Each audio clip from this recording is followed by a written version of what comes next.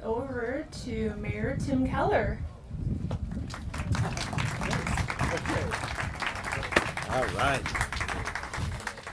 So, okay, well, good morning, everyone. And I know we kind of have an interesting setup here, mostly just because of the shade. We got open space hiding in the shade. You're all gathered in the shade. For some reason, I have this huge tent up here. All the shade I could ever use. But we will just go with the setup as it is.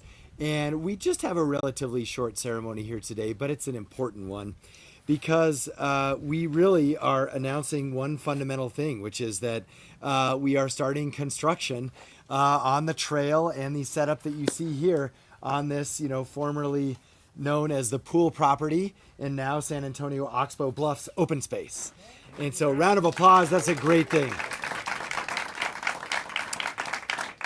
So a couple of things, I think first and foremost, want to thank the neighbors in the open space, aficionados and enjoyers of open space for keeping an eye on this for a long time, even before we got it. I want to thank you for helping us get the funding to get this, which was a massive stroke of valuing our open space and what it means for our community, and especially out on the west side. It was the largest single open space purchase that we've had that wasn't part of the master plan ever. But it's a credit to the Open Space Board and the community and city council for saying it's okay if it wasn't part of the master plan, let's do it right now. And I think that just shows that bias towards action, that we always want to be planful, but when you have like a bird in the hand, like you got to take it, or whatever that phrase is. So, and some people were really important in that in particular. And so I do just want to highlight, we're joined by your former city councilor, Lan Senna. She was a major player in making this happen. She's right there. Give her a round of applause. And I know she was here with Sterling before. And so great to have her back here to celebrate this piece as well. Now, also, of course, there were city council votes. I do want to acknowledge and I don't think Senator Candelaria is here. I know I'm not sure what he's been up to, but here's what's important. He did play a huge role in funding this. When he was on the finance committee, I forget how many millions of dollars, but just want to acknowledge and thank Senator Candelaria. So let's give him a round of applause wherever he is. Okay, so that brings us a little bit up to where we are now, which is that I know many of you would ask, when are we going to be able to do something at Oxbow? What's happening with the Oxbow? All good questions. What's up with the murals? I think all of you know about the amazing hidden murals. And, we would always say the same thing, which our Parks Department and Open Space, of course, which is, they always want to be very thoughtful and planful. And they wanted to have lots of community input. And I think we accomplished that. I think, maybe a little too much community input because it took us so long to get it done. But we got lots of community input. And we came up with a plan that we think works for everyone, including everyone, meaning the plants and the ecosystem, the land itself. This setup is going to work for this land where it is in the ecosystem, but also for recreators and for neighbors and for folks who want to enjoy it. And so in summary, too, just want to remind folks, because not everyone is super familiar with this, we've got a 23-acre site that was once slated for a 69-home subdivision until we swooped in and bought it for the people.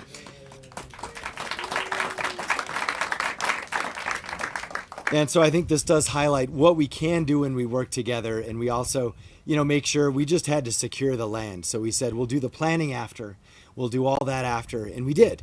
And so we honored that commitment too. And so now we're ready to move into that phase of actually putting the planning and the quick, swift action together into us actually being able to utilize this spot. So for us, of course, the county was helpful in this too. And now what we have is phase one. So there's multiple phases. This is the other thing with any project. You got to start somewhere. So you start with phase one. So we're going to have a loop trail. We're going to have an ADA accessible trail. This was something that people really felt was important, especially out here on the west side. And also we wanted some kind of shade. And we want to preserve as many of the trees that are left and utilize the existing landscape. We also wanted some interpretive signage and some benches. And I think one of the biggest challenges is actually erosion control, which, without going into detail, there's always a challenge in open space because when you return it in many ways to nature, it may have been pre-graded or other things for housing or for, a backyard. And so you get massive drainage issues. So we've worked those out. And so what we're looking for is in, let's say the winter, this whole phase should be done. Things do depend on weather. That's the biggest limit really to timing and construction. So we're going to be able to see this, in less than 12 years or 12 months. Terrible. Yeah. So thank goodness that's not true. So in less than a year, we're going to be able to enjoy this. And we're going to try and look at the phasing to see if we can find folks, even if it's like a small trail or an overlook or one of the benches, if we're going to find things that we hopefully can open up earlier too. But you can talk to the open space team about sort of the plan and what we're doing. So for us, this is really a living example of the power of investing in shared public space. And so it also could not have happened without your advocacy. And so from the Open Space Board, by the way, Open Space Board members, raise your hand. Thank you. Let's give them a round of applause. We got a couple here. And then the neighbors, you all fought for this. Thank you so much. So you're all kind of neighbors, I think, here. So you probably don't need to raise your hand, but round of applause for each other for working together for your community.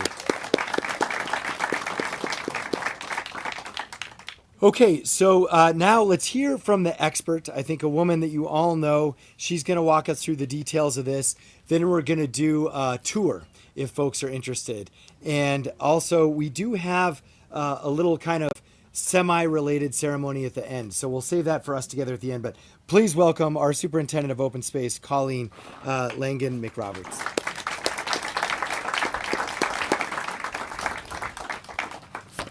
Great. So nice to be here with you all today. Oh, hold on. I'm a little shorter than the mayor. Okay, you got it. All right. I don't even know if this is working, but I also have a teacher voice, so I can speak loudly.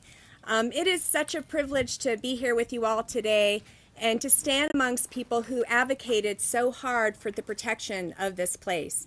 When I first started with the city of Albuquerque, this battle was on. We were going to EPC meetings, and I was hearing from many people in the community who did not want to see this be further developed, who knew Susie Poole and believed she did not want to see this be further developed. I think she would be quite pleased to know that this will now belong to all of us as major public open space. It is quite a feat. And, I'm just to be among so many people who cared so much and were willing to roll up their sleeves. People in the community, neighbors, public officials like Mayor Keller, who fought to also try to find the funding in record time, $6.7 million. That is a huge amount of money. Most of that came from the state. 2.2 of that $1 million came from the city in a variety of different ways. So that is just tremendous. And it's actually not the first time that such a story has happened here in this place. Just below us in the San Antonio Oxbow, a similar battle ensued in the 70s, again with a lot of members of the public and political officials at that point who fought to protect that area so that it would stay as a wetland, as a very, very, very critical environmental feature of a connected wetland to the Rio Grande Valley State Park. And so that at that point, we didn't even have a state park. MRGCD managed that area, and it was slated to be drained, due to their obligations. And the city figured out a way to be able to account for the water loss in the wetlands and to actually pay for that through the San Juan Water. And then we were able to manage that space up until now as this really important environmental feature connected to this land. If it wasn't for the San Antonio Oxbow, this area wouldn't be as critical. But it's this huge now complex connected to the Rio Grande, connected across the river to the Candelaria Nature Preserve, the Nature Center. So it's just really incredible, and I really think of Rex Funk and all the people back in the 70s who fought for that. There's some of those people here today too, members of our board here, Don Metters. So it's just an incredible, incredible story. I also want to just acknowledge a number of other people with our staff who have really worked hard. They work hard for you every day to steward our lands and to, be civil servants. I want to thank Adriana Villapando, who's been our planner, working very closely with Anthropolis Landscape and Design on the design here. I want to thank our crew, our maintenance crew, who helped to do a lot of work here, saving about $150,000 in now this phase one work because of things we were able to do internally. I want to thank our education staff and our visitor service staff who will actually be constructing the trail. And we have been doing a lot since we purchased this property. It was purchased around March 2021. Later that year, we started the planning process internally as staff. We started with community listening sessions and surveys and site tours and even stewardship projects. And from that, we were able to start getting a collective vision for how this property would be used and managed. We then formalized that planning process the next year by hiring Groundwork Studio, now Anthropolis, and they were able to develop 3 conceptual plans that we then presented to the public on numerous occasions, helping us to whittle it down to a preferred concept. That preferred concept was then presented to the Open Space Advisory Board the following year, which they unanimously approved or recommended for approval by the Environmental Planning Commission. And then later that year, they approved that site plan. The city then was able to acquire funding to be able to get to this point of phase one construction.